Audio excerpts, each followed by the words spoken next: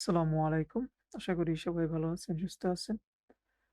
ওকে, so আজকে আমরা দেখব কিভাবে একটি WordPress ওয়েবসাইটকে রিসেট করা যায়, অর্থাৎ কমপ্লিটলি ডিলিট করা যায়। যত ধরনের কনটেন্ট আমাদের ওয়েবসাইটে আছে সবগুলো কিভাবে রিমুভ করা যায় প্লাগইনের সাহায্যে, সেটা আজকে আমরা দেখব।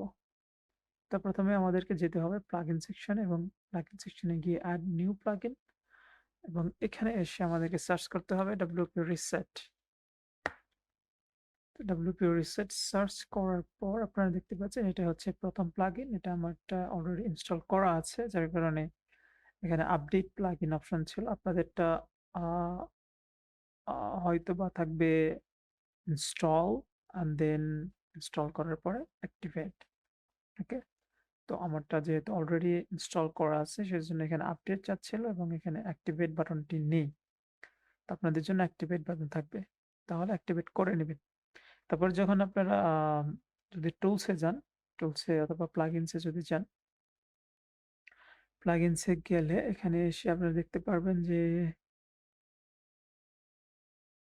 প্লাগইনটা আমরা ইনস্টল করলাম সেটা কি অ্যাক্টিভেট আছে নাকি নেই। তো এটা ইনস্টল করা আছে, অ্যাক্টিভেট করা নেই। তো আমি অ্যাক্টিভেট করে নিচ্ছি। তো এখন যদি আপনারা টুলসে যান, আন্ডার টুলসে আপনারা একটা অপশন পাবেন WP রিসেট। তো এখানে আসার পরে এটা প্রিমিয়াম ভার্সনও আছে। তো আমাদের প্রিমিয়াম ভার্সনের প্রয়োজন নেই। আমরা এখানে এসে রিসেট লিখব। তারপরে হচ্ছে reset site and then reset WordPress.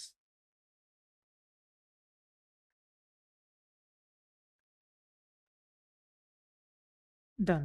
So এখন আমাদের ওয়েবসাইটটি রিসেট হয়ে গেছে। এখন যদি আমরা রিলোড দেই, আমরা দেখব যে ওয়ার্ডপ্রেসের যে ডিফল্ট থিম সেটা ইনস্টল করা আছে। বাকি সবকিছুই চলে গেছে। তো আমাদের এখানে আমাদের যে ইনস্টল, আচ্ছা, আমরা সাইটের ল্যাঙ্গুয়েজটা চেঞ্জ করে নিই টু ইংলিশ। তো এখন আপনারা দেখতে পারবেন রিসেট করার পরেও প্লাগইন কিন্তু সরাসরি ডিলিট হয় না বা কোনো থিমও ডিলিট হবে না। শুধু আ ডিঅ্যাক্টিভেট হবে।